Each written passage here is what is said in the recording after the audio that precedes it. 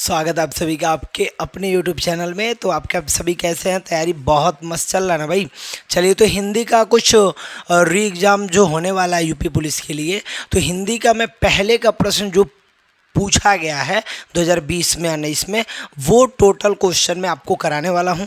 तो चलिए एक बार प्रैक्टिस सेट की तरह इसको देख लेते हैं और मज़ा आ जाएगा मेरे भाई। तो चलिए स्टार्ट करते हैं हम अपने प्रैक्टिस सेट को। ओके, तो चलिए देख लीजिए। और हिंदी का जो भी क्वेश्चन होगा लाजवाब तरीके से आपको बताया जाएगा, बस आप देखते रहिए।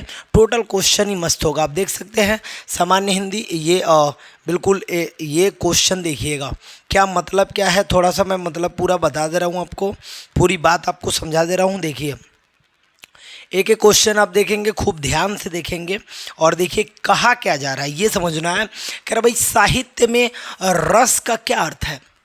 रस, रस का क्या अर्थ है? रस आनंद भूति, मतलब ये होता है क्या भाई? तो कह रहा है कि भाई साहित्य से मिलने वाली आनंद भूति। तो रस का मतलब किसी फल का स्वाद नहीं होगा, किसी रस का आनंद नहीं होगा, साहित्य का मिठास नहीं होगा, उससे जो मिलने वाली आनंद भूति है उसी को हम रस कहते हैं। जैसे पढ़ के मज़ा आ जाए, दिमाग फ्रेश हो जाए, मतलब वो एक अलग आनंद आता है, उसको हम आनंद भूति यानी कि साहित्य से मिलने वाली आनंद भूति। ठीक है भाई। चलिए सेकंड नंबर क्वेश्चन हम देख लेते हैं। तो बस हम क्वेश्चन देखने वाले हैं जल्दी जल्दी, और बिल्कुल आप बस रिपीट कर लेंगे। अगर आप रिपीट, यहाँ पे उसी चीज़ का आंसर लिखा हुआ है, ठीक है, तो आंसर भी आपको क्लियरफाई करा दिया जाएगा, बिल्कुल कोई दिक्कत नहीं है। जैसे यहाँ पे क्वेश्चन क्या कह रहा है कि दोहा छंद में कितने चरण होते हैं। देखिए दोहा छंद की अगर जो मैं बात कर लूँ तो याद कर लीजिएगा कितने चरण होते हैं। 4 चरण होते हैं। कौ गो चरण होते हैं? 4 गो चरण होते हैं। 11 इसमें होता है, ठीक है, ध्यान दीजिएगा। पहला और तीसरे में 11 11 13 13 मात्राएं होती हैं। ठीक है भाई। चलिए थोड़ा सा इसका मैं आपको क्लीन ये स्थिति दिखाता हूँ। पहला और तीसरा में 13 13 सॉरी पहला में और तीसरा में 13 13 मात्राएं होती हैं।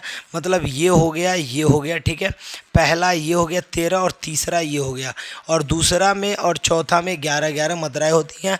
कुल मिला के 24 मात्राएं होती हैं।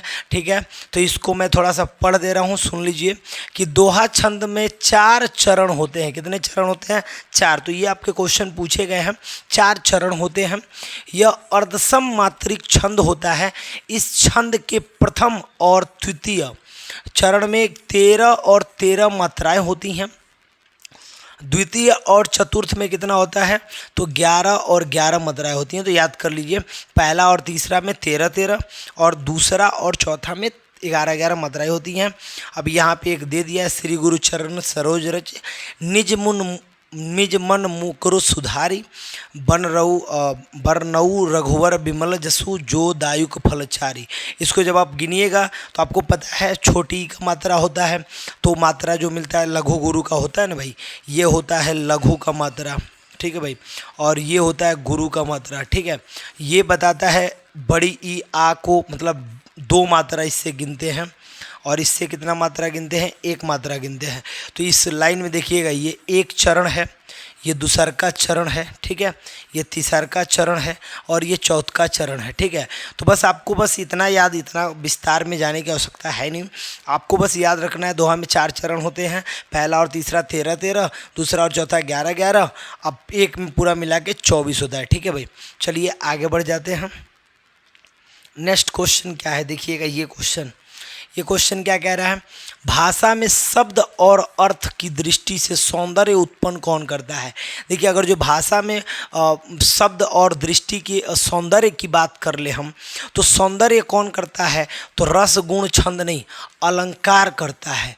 अलंकार होता है जैसे कि आप किस प्रकार से बोल रहे हैं, आपके शब्दों का लय क्या है, शब्द कितना मतलब ये टोटल जो सौंदर्य की, अगर जो भाषा में सौंदर्य का कोई चीज़ होता है, अगर सौंदर्य की अर्थ और इसकी दृष्टि से देखा जाए तो सौंदर्य उत्पन्न कौन करता है? अलंकार उत्पन्न करता है। अलंकार की वजह से ही भाषा में सौंदर्य उत्पन्न होता है। जैसे देख लीजिए यहाँ पे अब बता दिया जा रहा है कि भाषा शब्द और अर्थ की दृष्टि से उत्पन्न करने वाला जो है वो अलंकार कहलाता है। अतः किसी वस्तु को हम अलंकृत करते हैं। अलंकार मुख्यतः 3 प्रकार के होते हैं, शब्दालंकार, अर्थालंकार, उभयालंकार। ठीक है, शब्दालंकार, अर्थालंकार और उभयालंकार। ठीक है मेरे भाई, चलिए नेक्स्ट क्वेश्चन देख लेते हैं। तो जल्दी जल्दी क्वेश्चन देखते हैं, थोड़ा प्रैक्टिस आपका हो जाए अच्छे से।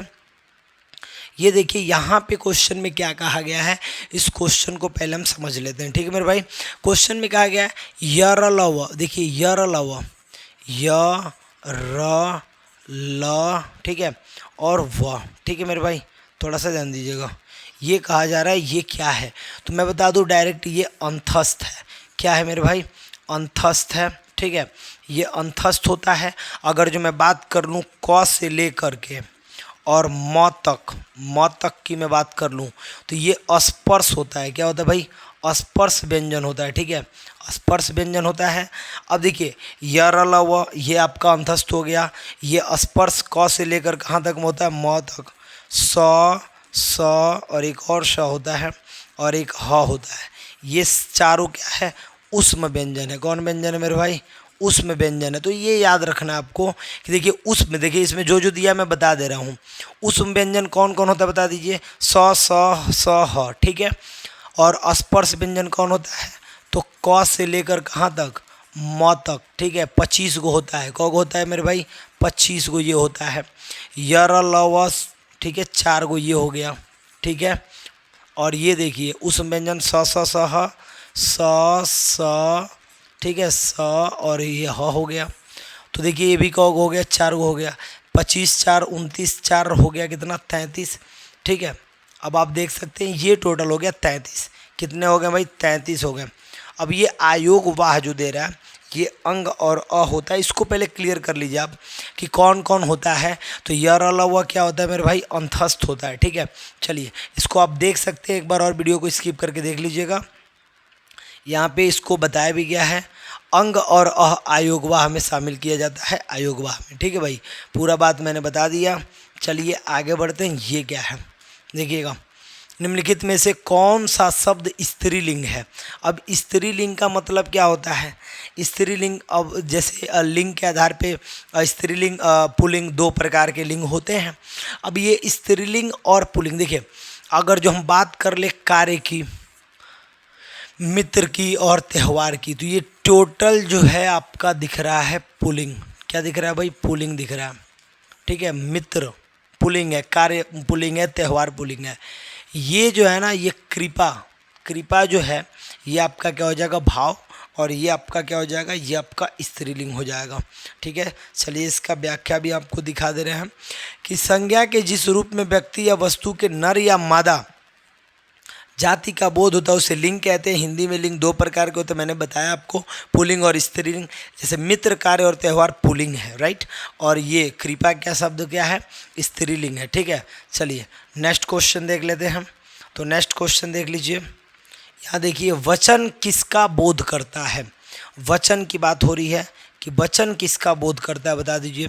तो देखिए वचन जो है प्राणी या वस्तु के एक या अनेक होने का। ठीक है, प्राणी या वस्तु के एक होने का, प्राणी या वस्तु के अनेक होने का, प्राणी या वस्तु के लिंग का। अब ये कह रहा है कि भाई वचन किसका प्रयोग करता है बताइए। तो सबसे पहले बता दे रहे हैं आपको, प्राणी या वस्तु, ठीक है, कि एक या अनेक होने का। वचन कभी भी यही बताएगा, एक वचन, द्विवचन, बहुवचन। ठीक है, तो ये आपको एक या अनेक होने के बारे में ही बता रहा है। ठीक है भाई, चलिए आगे बढ़ते हैं, बहुत भारी नहीं है इसका, कोई वो नहीं है। चलिए दूसरा देख लेते हैं हम। ये टोटल पेपर में आया हुआ क्वेश्चन है, इसलिए मैं आपको करा रहा हूँ। कहा जा रहा है क्वेश्चन मेरे भाई कि उसने टेढ़ी चाल चली। लो भाई, उसने टेढ़ी चाल चली। उसने टेढ़ी चाल चली का क्या लॉजिक है, उसने टेढ़ी चाल चली मतलब कर्म कारक है, अधिकरण कारक है, कर्ता कारक है। और देखिए कर्ता कारक किसको कहते हैं, उसने किसको कहा जा रहा है। मैंने देखिए अगर डायरेक्ट मोहन कहा जाए तो मोहन होता है, मान लीजिए ये आपका मान लीजिए काम नाम हो गया। ठीक है, जब संज्ञा, देखिए ध्यान दीजिएगा, अब इसके जगह पे नाम कर दिया गया उसने। क्या कर दिया गया, उसने। कर्ता ने कर्म को करण से, तो कर्ता ने किसने, उसने, तो कौन सा कारक हो जाएगा, कर्ता ने। ठीक है, कर्ता कारक हो जाएगा। कौन सा कारक हो जाएगा भाई, कर्ता कारक हो जाएगा। कौन सा कारक हो जाएगा बताइए, कर्ता कारक। ओके, चलिए इसको भी मैं दिखा दे रहा हूँ आपको थोड़ा सा। ये पूरा लॉजिक है, ये समझना पड़ेगा, ये समझना पड़ेगा कि भाई पूरा समझ लेते हैं कि भाई संज्ञा या सर्वनाम के रूप में, संज्ञा या सर्वनाम के रूप में वाक्य के अन्य शब्दों के साथ उनका संबंध सूचित कारक कहलाता है। हिंदी में कारकों की संख्या कितनी होती है, 8 होती है। कर्ता ने, याद कर लीजिए, कर्ता ने कर्म को करण से, संप्रदान को के लिए, आपादान से माने अलगाव की वजह, में पेड़ से पत्ता गिर रहा है तो पेड़ से पत्ता गिर रहा है तो ये क्या है, आपादान है। संबंध काकी के रारी रे। ठीक है, अधिकरण में पर संबोधन हे अजी अहो अरे। ठीक है, तो संबोधन तो सबको लगभग पता है कि एक्सक्लेमेशन मार्क होता है, विस्मयविबोधक चिन्ह होता है, तो इसकी वजह से तो इसको एक बार याद कर लें आप, अगर जो स्क्रीनशॉट करना चाहें तो कर लें। ये आपके लिए बहुत ज़बरदस्त चीज़ है, यहाँ से एक चीज़ें पूछ दी जाती हैं हमेशा। तो इसमें समझना होता है कि अगर जो देखिए आपादान कहेगा तो अलगाव की बात करेगा, जैसे पेड़ से पत्ता गिरना, पेड़ से सेब गिरना, छत पर से लड़का गिरना, ये सब जो एग्जाम्पल हैं, ये जब मतलब एक जगह को हम छोड़ दिए, ठीक है, हम उसको छोड़ दिए, अगर हम उससे अलगाव हो रहे हैं, उसको छोड़ रहे हैं, तो मेरे भाई वो हमेशा क्या होगा, तो वो हमेशा जो है आपादान होगा। संप्रदान का मतलब को के लिए, माने के लिए, उसके लिए हम काम करने जा रहे हैं। ठीक है, तो ऐसे करके और ये मिलेगा। तो यहाँ पे था उसने, उसने था ना, तो उसने यानी कि क्या था, मतलब कर्ता कारक था। ठीक है मेरे भाई, चलिए नेक्स्ट क्वेश्चन देख लेते हैं हम। ये देखिए, ये कितना बढ़िया क्वेश्चन है। कह रहा भाई निम्नलिखित में से किस वाक्य में सर्वनाम का प्रयोग हुआ है। सर्वनाम का प्रयोग का मतलब आप समझते हैं ना, माने संज्ञा के जगह पे सर्वनाम का प्रयोग हो गया। ठीक है, तो ये किस में हुआ है, ये आपको बताना है कि ये किस में हुआ है। ठीक है मेरे भाई, चलिए बताते हैं।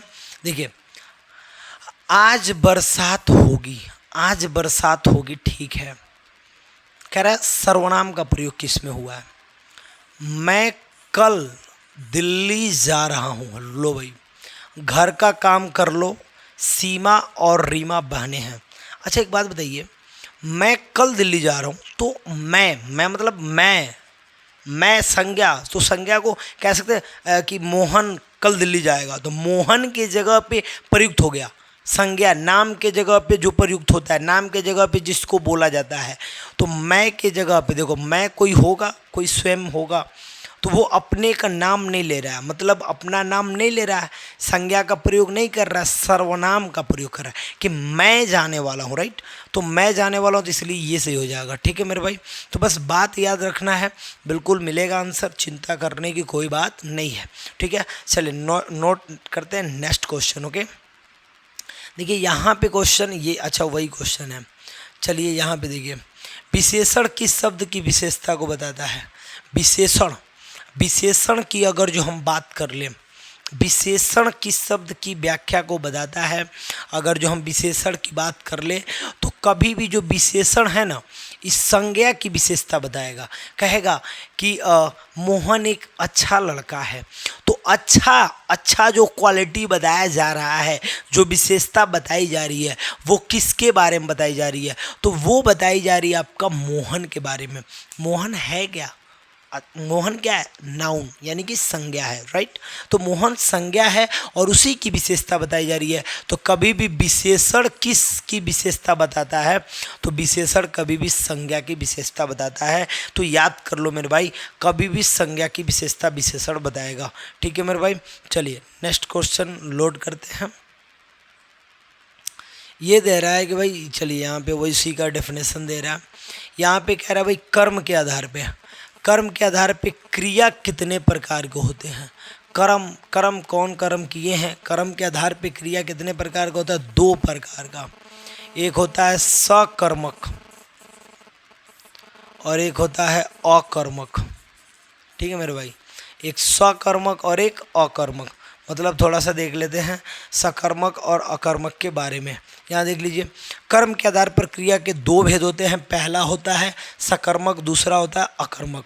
सकर्मक क्रिया उसे कहते हैं जिसका कर्म हो, जिसके साथ कर्म की संभावना हो, और अकर्मक क्रिया उसे कहते हैं जिन क्रियाओं का प्रभाव कर्ता पर न हो।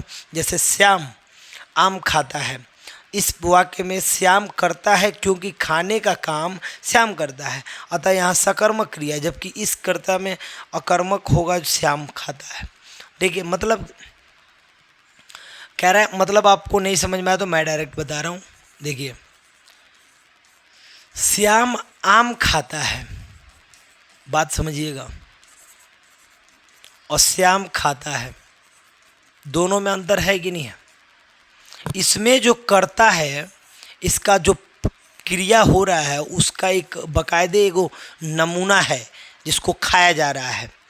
मैंने जो श्याम है वो आम को खा रहा है, तो श्याम जो करता है वो क्रिया कर रहा है किसी के ऊपर, राइट। तो कर्ता श्याम, क्रिया खाना, खाना खाना क्रिया हो गया, कर्ता श्याम, क्रिया आपका खाना हो गया। और किसको खा रहा है? तो किसको खा रहा है? आम को खा रहा है। तो मतलब कर्ता का प्रभाव, अगर जो कोई क्रिया कर रहा है उसका प्रभाव अगर किसी पे पड़ रहा है, तो वो सकर्मक हो गया। क्या हो गया मेरे भाई? सकर्मक हो गया, ठीक है। और लेकिन अगर जो कर्ता कोई काम कर रहा है और उसका प्रभाव किसी पे नहीं पड़ रहा है, श्याम खाता है, क्या खाता नहीं पता है, बस श्याम खाता है, क्या खा रहा है भाई किसी, तो कर्ता का प्रभाव क्रिया पे, कर्ता जो है वो क्रिया कर रहा है लेकिन प्रभाव किसी पे नहीं पड़ रहा है। और जब प्रभाव किसी पे नहीं पड़ रहा है तो स्पष्ट है कि वो क्या हो जाएगा? अकर्मक हो जाएगा। क्या हो जाएगा मेरे भाई? अकर्मक हो जाएगा। क्या हो जाएगा? अकर्मक हो जाएगा। तो जब प्रभाव पड़ेगा तो सकर्मक, जब प्रभाव नहीं पड़ेगा तो अकर्मक। ठीक है मेरे भाई, चलिए तो आप समझ गए इसके बाद से। चलिए यहाँ पे क्वेश्चन क्या दे रहा है देख लेते हैं थोड़ा सा। व्याकरण में काल कितने प्रकार के होते हैं? देखो भाई, काल का अर्थ क्या है? अच्छा, काल का अर्थ क्या है भाई? व्याकरण में काल का अर्थ समय होता है। समय ही सब कुछ है, समय बलवान है। और यहाँ काल का अर्थ क्या हो जाएगा मेरे भाई? तो भूतकाल, भविष्य काल, बहुत सारे काल हो जाएंगे। चलिए वर्तमान काल है ना। चलिए तो देख लेते हैं आगे, इसमें दे रहा है पूरा बात, भूतकाल, वर्तमान काल, भविष्य काल, ठीक है, 3 काल। अब भूतकाल के भी भेद होते हैं, जो एकदम तनी मान लो जो तनी मुनी पहले बीता हो, जो ढेर दिन पहले बीता हो, ये करके भूतकाल के भी बहुत भेद है। वर्तमान काल के भी 5 भेद हैं, ठीक है। भविष्य काल के 3 भेद हैं। तो ये भेद हैं, आप इसका स्क्रीनशॉट करना चाहें तो कर सकते हैं, नहीं तो हम आगे बढ़ते हैं मेरे भाई, ठीक है। चलिए ये देखिए, यह ताले की चाबी है। यह ताले की चाबी रेखांकित में कौन सा कारक है बताइए? तो रेखांकित में कौन सा कारक है अब ये बताना है। यह ताले की चाबी है, तो कर्ता ने कर्म को करण से के द्वारा अपादान के लिए, ये जो भी आपने पढ़ा है भाई, तो ताले की चाबी है, अपादान तो नहीं होगा। पहली बात, अपादान नहीं होगा। क्यों नहीं होगा बताइए? क्योंकि अपादान इसलिए नहीं होगा क्योंकि अपादान अलगाव को व्यक्त करता है, अलगाव तो है नहीं। यह दिया है तो कर्ता भी नहीं होगा। कर्ता ने कर्म को करण से नहीं दिया, इसलिए करण भी नहीं होगा। संप्रदान का ये हो जाएगा संप्रदान कारक। कौन सा कारक हो जाएगा? संप्रदान कारक। तो आपको याद रहे ना सारा, तो मिस्टेक होगा ही नहीं, ठीक है मेरे भाई। संप्रदान कारक हो जाएगा। चलिए नोट करते हैं, नेक्स्ट देख लेते हैं। इसका जो डेफिनेशन है वो भी आप देख लेंगे कि ताले की चाबी रेखांकित संप्रदान कारक है। संप्रदान कारक उस कारक को कहते हैं जिसके लिए कुछ किया जाए या उसको दिखाया जाए, उसको संप्रदान कारक कहते हैं। को के लिए होता है, को के लिए मतलब ताले के लिए, ठीक है। चलिए 8, अब ये 8 प्रकार जो भी दे रहा है वो सब पढ़ाया गया है। निम्नलिखित में से कौन सा शब्द पुल्लिंग है? अब यहाँ पुल्लिंग शब्द आपको ढूंढना है। पुल्लिंग में कौन है? भवदिया है, डिबिया है, साध्वी है, संचालक है। तो बताइए कौन है? तो भाई संचालक जो होता है ना, संचालिका, उसका वो होता है स्त्रीलिंग, तो संचालक हो जाएगा। क्या हो जाएगा, संचालक हो जाएगा, संचालक महोदय होता है ना भाई, संचालिका महोदया, ठीक है, तो इसलिए ये हो जाएगा संचालक, ठीक है मेरे भाई। चलिए नेक्स्ट क्वेश्चन नोट करते हैं।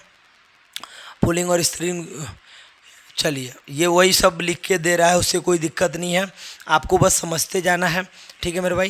कह रहा है कि निम्नलिखित में से कौन सा शब्द तत्सम शब्द नहीं है। देखो तत्सम और तद्भव में अंतर है। वे शब्द जो संस्कृत से डायरेक्ट ले लिए गए हैं वो तत्सम होते हैं, माने सम माने बराबर, एकदम ओहिंगा ओहिंगा ले लिया गया है। आ तद्भव, भव माने तद्भव माने बदला है। आ जौना को संस्कृत से चुराया गया है, आ तनि मुनि तोड़ मरोड़ दिया गया है, तनि मुनि बदल दिया गया है, वो हो जाता है आपका तद्भव, ठीक है। तो अब देखिए कौन इसमें आपको ऐसा लग रहा है बताइए, आप लोग कमेंट भी कर सकते हैं मेरे भाई। तो देखिए ये तत्सम कौन है, कौन सीधे सीधे ले लिया गया है, ठीक है, तो इसमें परख हो जाएगा, परख हो जाएगा तत्सम, ये सीधा का सीधा है। परख संस्कृत शब्द भी है और आपका हिंदी शब्द भी है, तो सीधा का सीधा हो जाएगा। देख लेते हैं थोड़ा इसका परिभाषा भी हम देख लेते हैं अलग से, और सबका दिया हुआ है, तो देख लीजिए। आपको मैंने बोला अभी कि तत्सम का मतलब क्या होता है, जो पूरा पूरा वही शब्द हो, और तद्भव का मतलब तनि तनि बदला। देखिए अग्नि होता है तत्सम, लेकिन उसको भावार्थ कर दिया गया, तनि मुनि बदल दिया गया आग में, ठीक है। पृथ्वी होता है एकदम तत्सम, लेकिन उसको बदल दिया गया कौन सा में, पृथ्वी में, पृथ्वी में तद्भव हो जाएगा। चंद्र कौन है, तो ये चांद हो जाएगा, चंद्र तत्सम शब्द है। परीक्षा भी तत्सम शब्द है, लेकिन ये क्या हो जाएगा, परख, परख आपका क्या हो जाएगा, तद्भव शब्द। अच्छा इसमें पूछा क्या था, मैंने ध्यान नहीं दिया, क्वेश्चन में पूछा क्या था, कौन नहीं है, हाँ तो ये नहीं होगा, परख बिल्कुल सही है, परख शब्द नहीं होगा, ठीक है भाई, परख नहीं होगा, बाकी सब क्या है तत्सम है, बिल्कुल कोई दिक्कत नहीं है, सही बताया था। चलिए अब आगे देख लेते हैं थोड़ा सा, ये दे रहा है मेरे भाई ये वाला।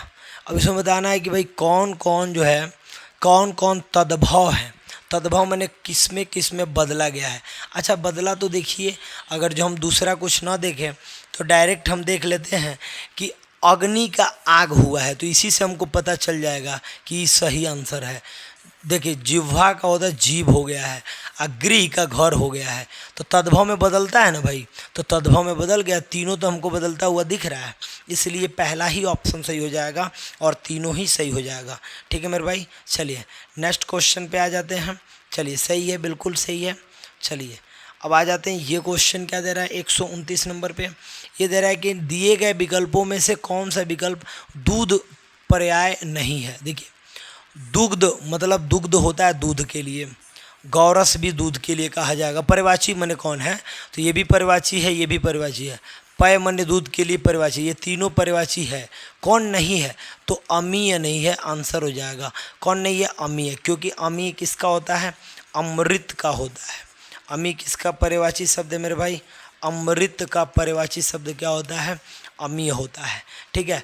अम्बीय अमृत का पर्यवाची शब्द होता है, इसलिए ये हमारा बात फाइनल हो जाएगा। तो क्या होता है भाई, अमीय होता है, ठीक है मेरे भाई। चलिए नेक्स्ट क्वेश्चन देख लेते हैं। तो यहाँ पे वही बात बताया जा रहा है, चलिए यहाँ पे देख लेते हैं। देखिए सापेक्ष का सही विलोम क्या होगा, निरपेक्ष हो जाएगा। कुछ सोचिए मत ज़्यादा, बस ट्रिक करते जाइए, निरपेक्ष हो जाएगा। क्या हो जाएगा मेरे भाई, निरपेक्ष हो जाएगा। ओके बस विलोम बताना है, तो बस विलोम ये हो गया आपका। ये देखते रहिए, ये मैं जल्दी जल्दी बता रहा हूँ ताकि आपको दिक्कत ना हो। उल्टा बताना, अच्छा यहाँ पे उल्टा वही हो गया। चलिए यहाँ पे देखिए, अंक, अंक को क्या क्या, अंक शब्द के अनेकार्थी शब्द समूह का चयन कीजिए। अंक को क्या क्या हम कह सकते हैं, अंक को हम क्या क्या कह सकते हैं, इसके अनेकार्थी शब्द की व्याख्या करना है। देखिए अंक को हम संख्या कह सकते हैं, शब्द के अनेकार्थी माने एक ही से अनेक निकल जाए। अध्याय और गोद तीनों हो जाएगा, ठीक है भाई। गोद समूह चयन ये हो जाएगा, तीनों हो जाएगा आपके लिए, और ये तीनों ही आंसर हो जाएगा, ठीक है मेरे भाई। चलिए नेक्स्ट बढ़ते हैं, थोड़ा जल्दी जल्दी बढ़ जाते हैं। चलिए सही है, ये दे रहा अपराध। देखिएगा अपराध बोध से होने वाली ग्लानि, वाक्यांश के लिए एक शब्द लिखिए। वाक्यांश के लिए एक शब्द लिखना है, क्या है, तो कह रहा है अपराध बोध, अपराध के लिए।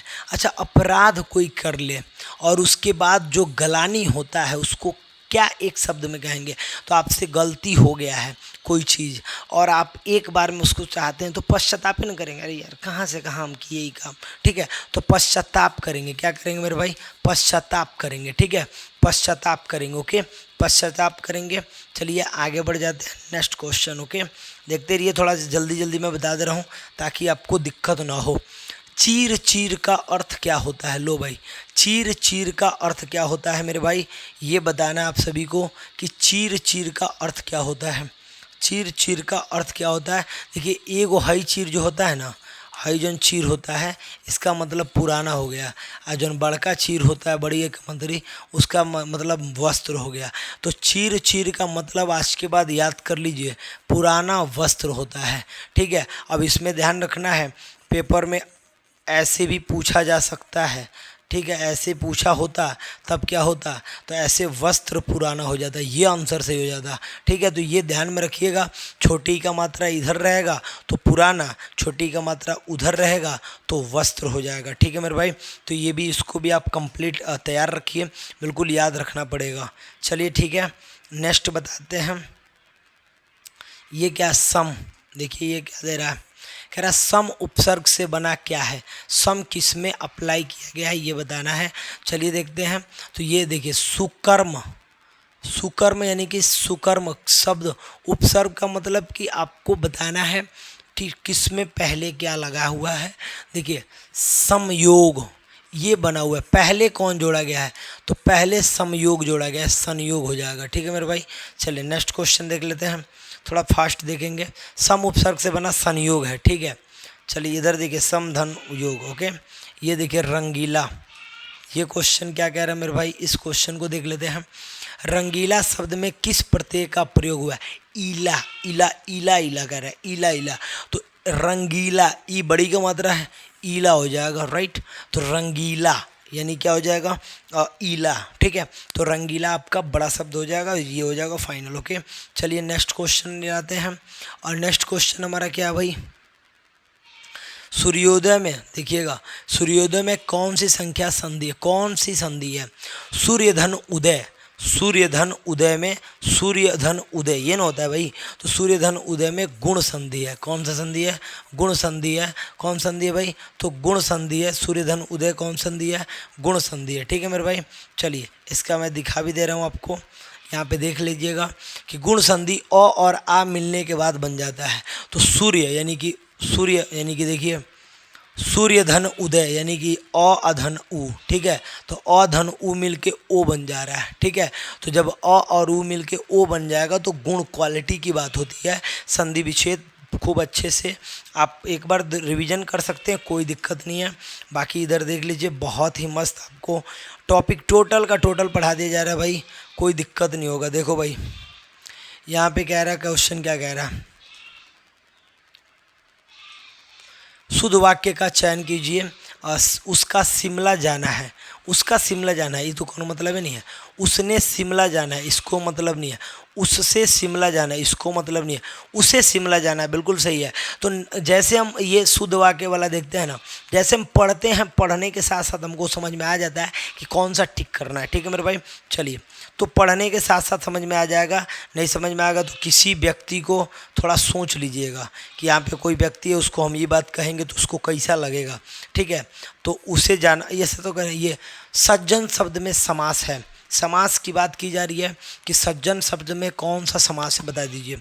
तो सज्जन शब्द में कौन सा समास है ये आपको बताना है।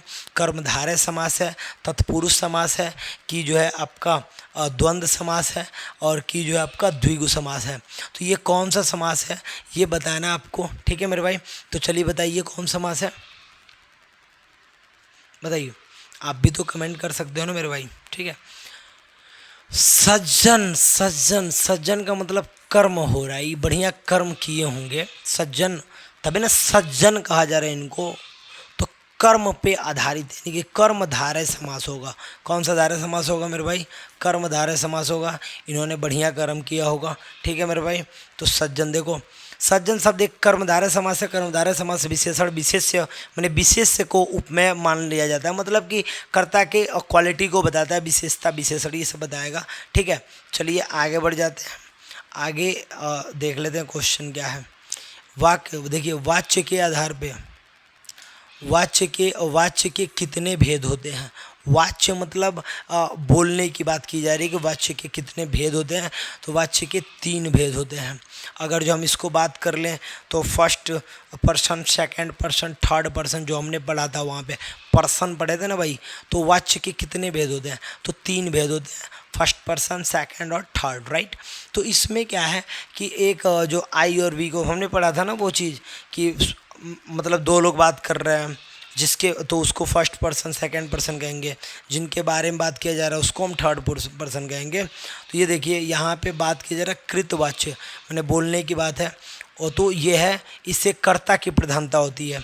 कर्मवाच्य मैंने इससे कर्म की प्रधानता होती है। भाववाच्य मतलब भाव कैसी है, ठीक है, ये बात हो जाएगी। चलिए तो नोट करते हैं आगे। वह दिन भर पढ़ता रहता है, वह दिन भर पढ़ता रहता है। जहाँ दिन भर की बात आ जाएगी वो निपात की स्थिति होगी। किसकी स्थिति होगी, तो अव्यय कौन का भेद बताइए, निपात होता है।